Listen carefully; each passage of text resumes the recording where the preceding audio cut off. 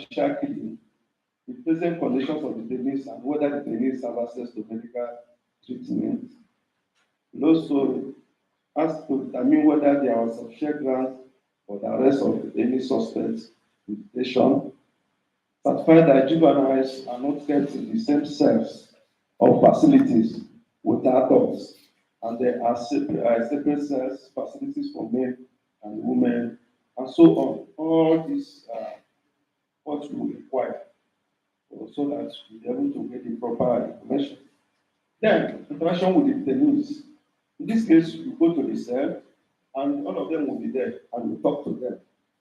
Tell them that we are here, and the purpose why we are there is for their sake, just to ascertain how they are faring there, how they are being treated there, and also assure them that whatever information they give to you, they will not divulge it to anybody, including the DPO or head of the place of detention.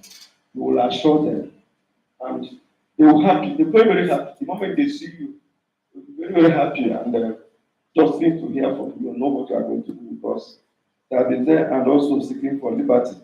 So after discussing with them, then we proceed on one-on-one interaction with the suspects.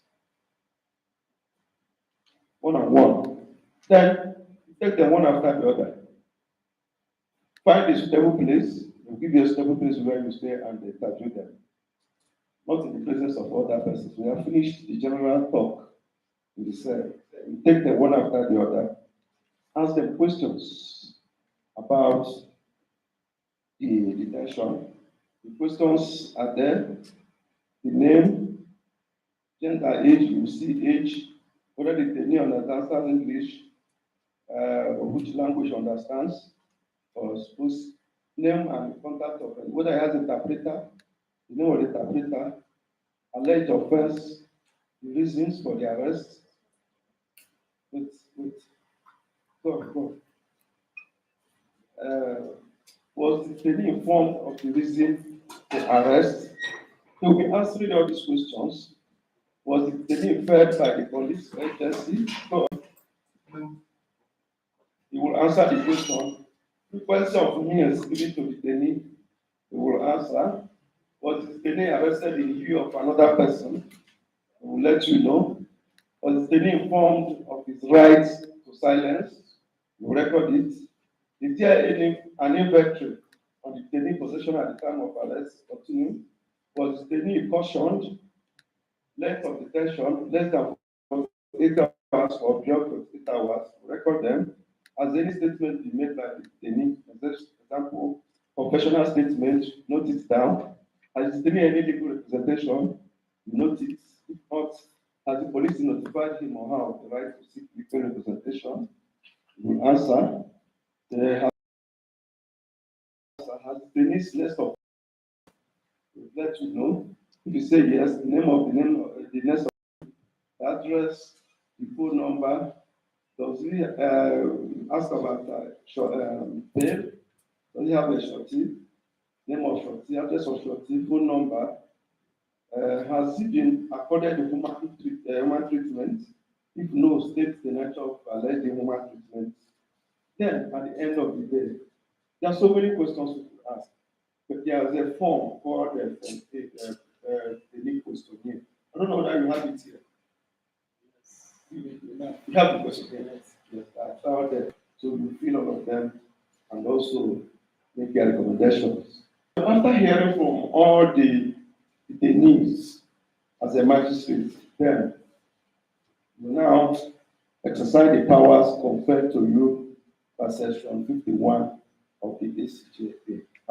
It's ACJA part 42 of ACJA. It says when you go there, you can call for and inspect the record of arrest, direct arraignment of suspects where bail has not been bail has been refused, grant bail to any suspect where appropriate if the offense for which the suspect is carried is within the jurisdiction of the court. So you have power. It's power you have to exercise as a magistrate. Most of them been there for a very long time, and when they say that they apply for bail and they refuse, or no bail has been applied or something like that. Because most of the offenses that they had offensive institution of magistrate. So there's no need of prolonged detention. There's no need of holding them for a very long time. The police ought to grant them bail immediately or arrest them before the court. But if that is not done, you have the power to grant bail or order arraignment immediately because no matter the nature of the offense, the court is the ultimate destination of any offender. Then, where bail has been refused, grant bail on its own, have said that while expecting the records of arrest, attention should be paid to the name of the suspect, the alleged offense, this time of arrest, when the detainee was placed in custody. Mandate should be cautious of any modification of personal records, so on. Where the suspects were brought from another station for this unit, the mandate should arraignment of the suspect forthwith, notwithstanding that the records of the arrest of the suspect is not available in the area he is detained. This is where we have a lot of, always have a lot of problem with this particular issue in the FCT. When you come to a police station, you see so many people detained there. You want to interview them, you ask the DPO, DPC, so they are brought from IG monitoring unit or from another unit. We don't know anything about their particulars. We don't have the record of the arrest. We don't have anything. There's nothing we can tell you. And as a magistrate, we find it very difficult to make appropriate directives or like that respect because we cannot even grant bail because we don't know whether the offense alleged against them are within your jurisdiction, but there's no record, don't know anything. So in this case, in FCT, most of the time, magistrates will just leave them and deal with other ones that have their records. Those people will be there till another month, you go there, you still see them there. The police will tell you, from this IRT, or there are so many units. They are just brought to our station. We don't have record. 2, 3, 4 months. So last time there's a meeting we had with the magistrates. I told them that we are failing on our duty because we don't have a reason to leave such people there. There's one visitation I conducted when I went at Guarepa. Then I saw so many of them. They said they're from IG monitoring or what, and they don't have the records. I said, okay. I order immediately for arraignment of all those people to the court. I order for arraignment. I did not say they should bring them to magistrate court or any particular court. They arrange them in the appropriate court. They know the first they committed. They know where to arrange. The offense we committed, as I earlier said, to arrange them. So after giving the order, I left. After 3 days, one of the policemen that came to find a fire, I was those people from police were IG monitoring unit. We informed them that you ordered that should arrange. They quickly came and removed them from our police station. I said, yes, it's working. It's working because when they go to another station, if another person goes there and gives us similar order, they will. Because these are people from different states. Different states, from Sokoto, from Rivers, these are from different people from different places. And that does not, that they came from different places doesn't mean not arrest them for the court. So I told them this is the proper thing to be done. And we continue with it. Some of our police are doing it. Some, I don't know, some don't do, but I believe that that's the only thing as a visiting magistrate you could do in that circumstance. So you cannot grant bail with respect to such people because we don't have their records. Then, where a case is said to have been filed in a court, the date and the name of the particular court where the case is filed should be provided.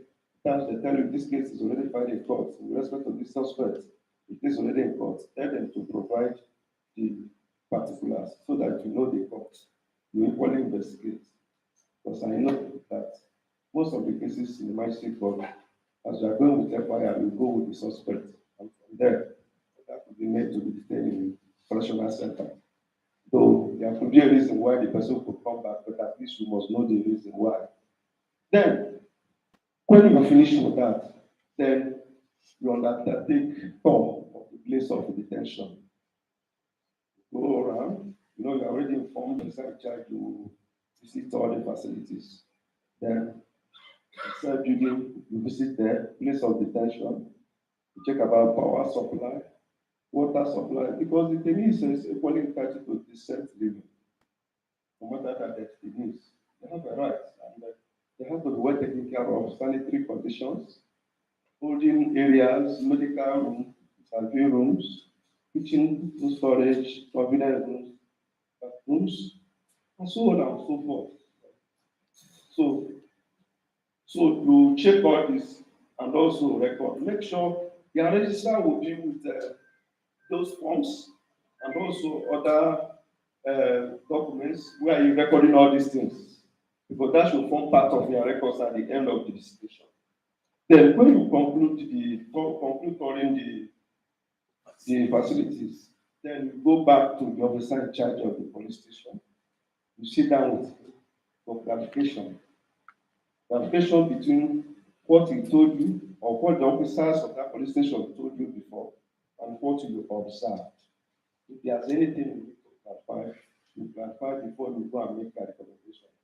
Because the officer may tell you one thing, when you interview the emails, they will tell you a different thing altogether. So you'll be able to clarify properly before you leave the place of detention and make your report.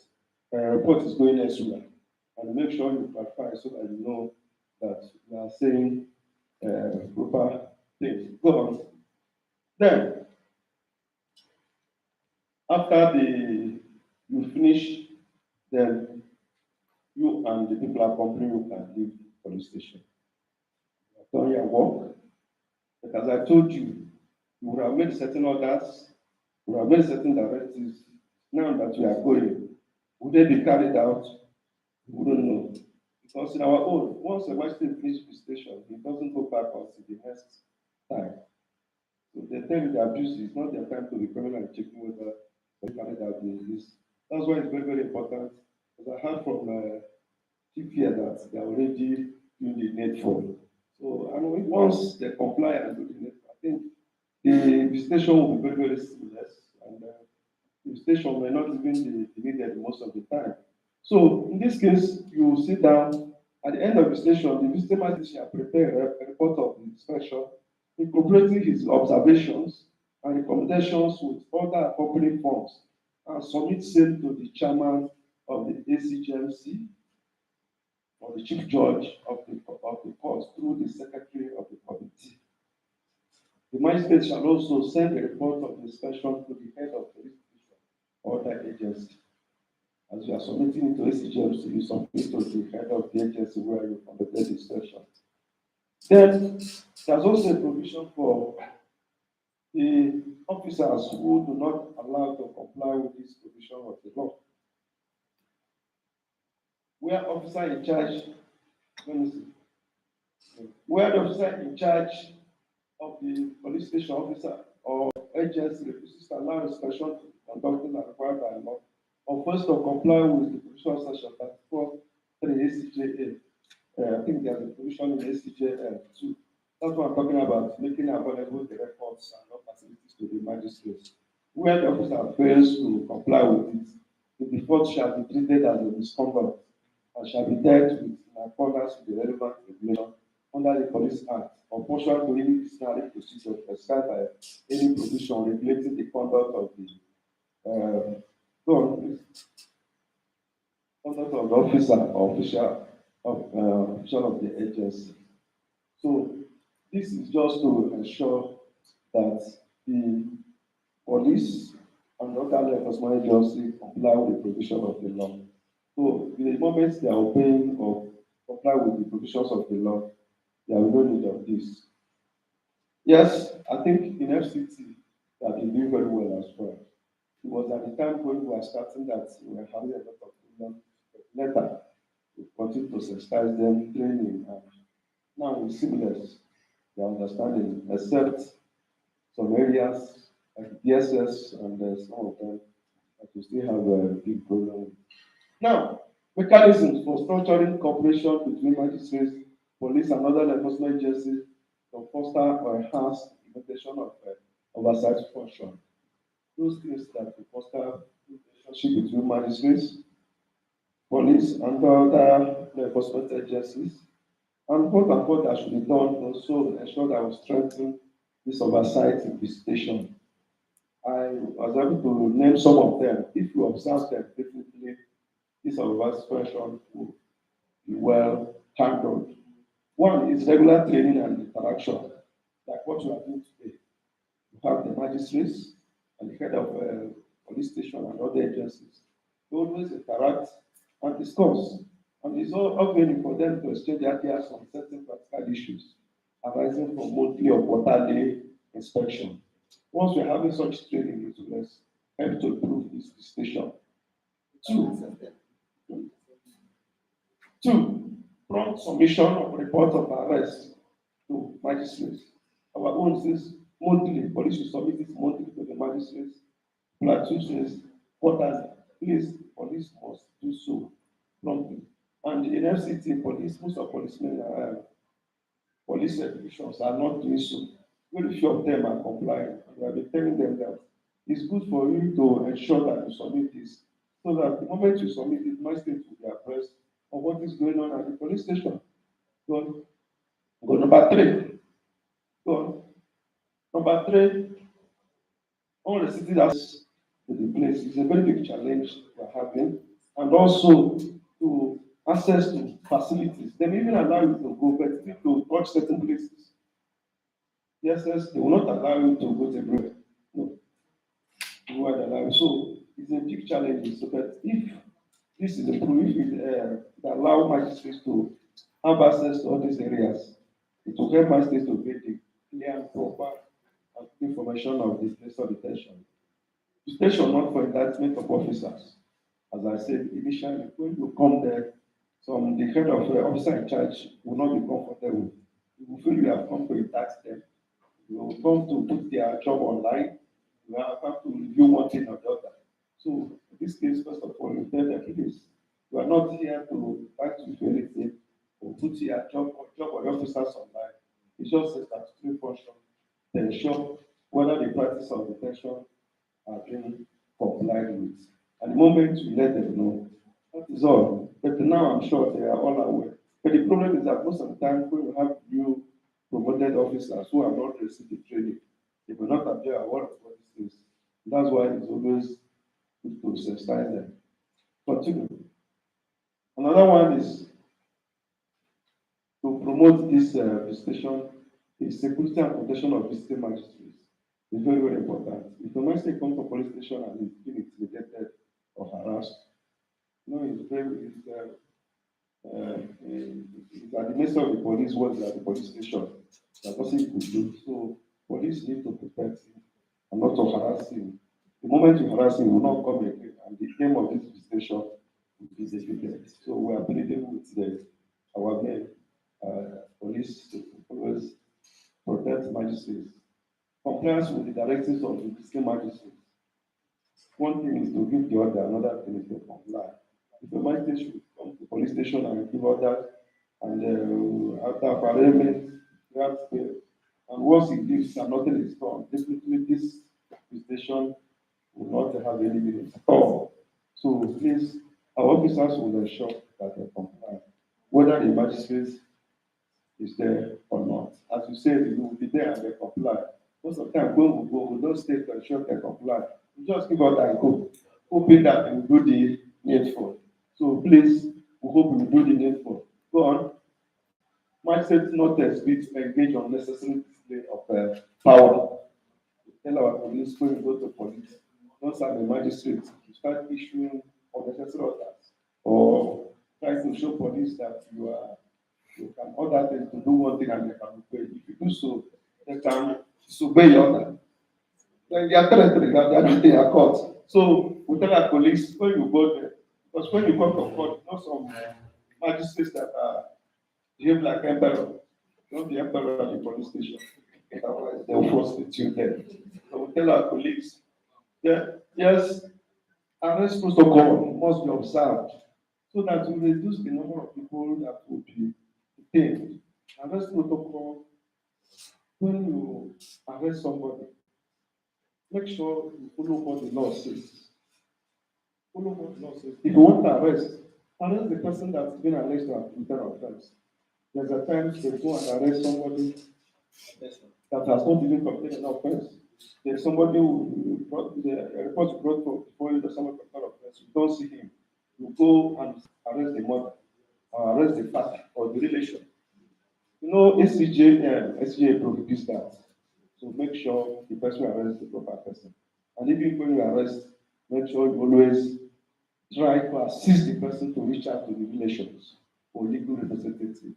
With all these things, definitely the overcrowding in the cell will be reduced because it will help to release the person. No interference with the job of the other. Yes, magistrates and police. You don't interfere with the other person's job. That they are deep station doesn't mean when there's a case at police station and the magistrate, you start calling DPO, this is my village person. Ensure that you resume immediately. People they have not conducted the investigation.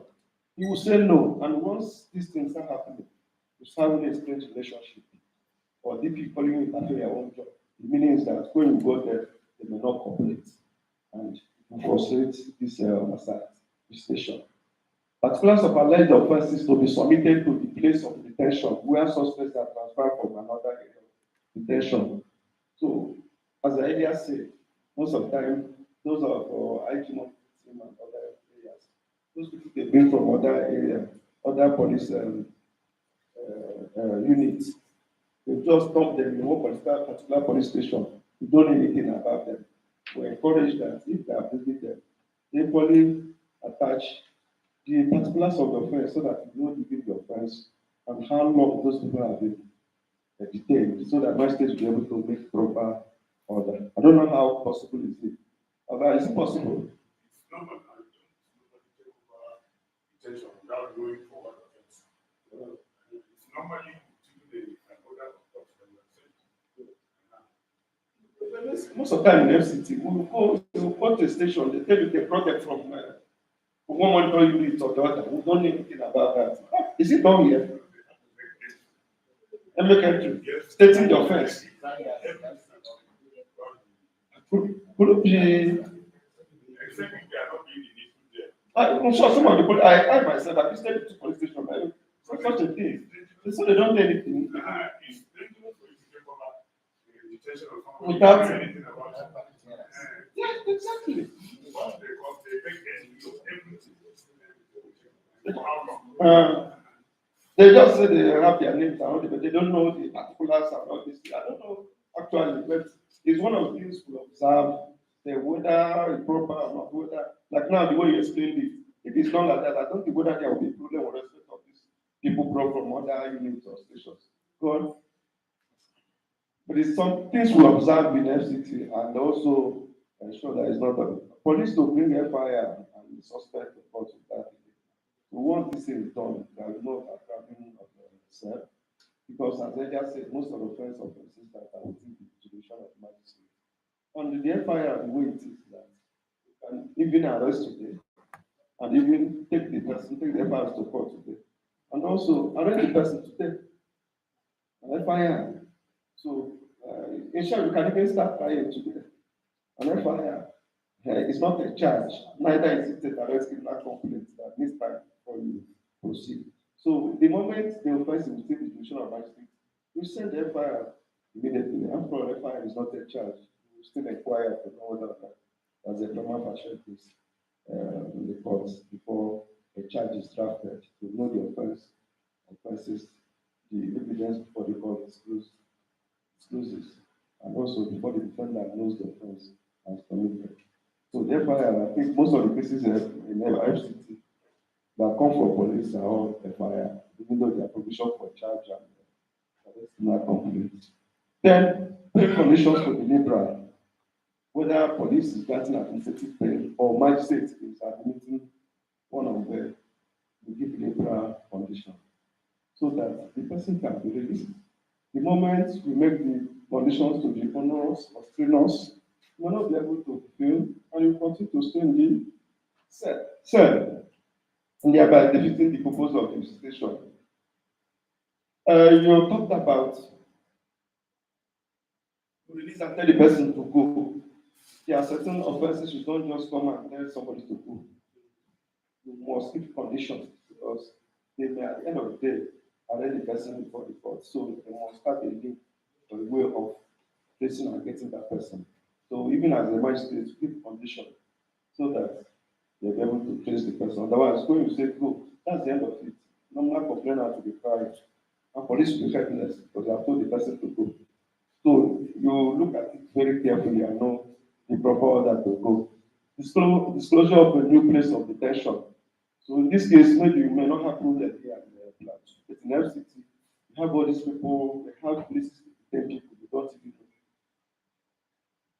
know. Don't even know. So at times, it's the duty of those officers to disclose this to the ACGMC so that my state will know. Or even when police divisions are created, like in FCT, they keep on creating new police divisions. You may not even know that those ones are created.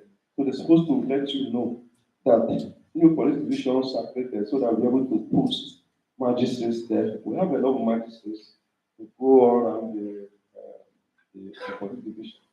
So it's their duty to them to let you know. When the visiting magistrate is unavailable absent, there's a situation where the magistrate assigned. Before we do that, we will sign a magistrate a particular division. We always assign. And when the person is not there, there's not going to be available. It's better the person lets the authority know. For instance, those that are maternity leave. Maternity leave is now on 4 months, or even go a month before. So for 5 months or more, you will not see them. And our own is monthly visitation. For 2, 3, 4 months, no visitation. So it's better they disclose so that another magistrate will be posted to proceed on that visitation. So, have I done that? Yes, no. No.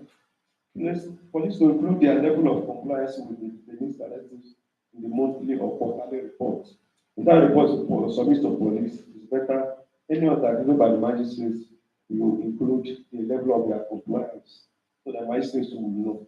That report is very important because that report is where you even tell the court the number of arrests, those still in custody, those granted bail. In fact, you will even determine whether a magistrate will even go on visitation on the next time because if you preparing to go for visitation tomorrow and you receive and you're telling them nobody's there and granted bail, what are you going to do? So it will help magistrates a lot and also include their compliance with respect to all the direct magistrate claims so that the magistrate will be sure that we are doing and complying with the order and also will not take it further. Go on. Go on. And that one to certain is the follow-up report submitted to magistrates to be confirmed by the officer in charge of the place of detention. We discussed initially that when you are going, you go with lawyers, legal aid, members of the ACGMC and others. When you finish the station, what's their duty? It is to follow up what the orders you made there. Most of the time, they will come to you and say, the person you granted bail, the police have refused to comply to release them. You order for arraignment, police have refused.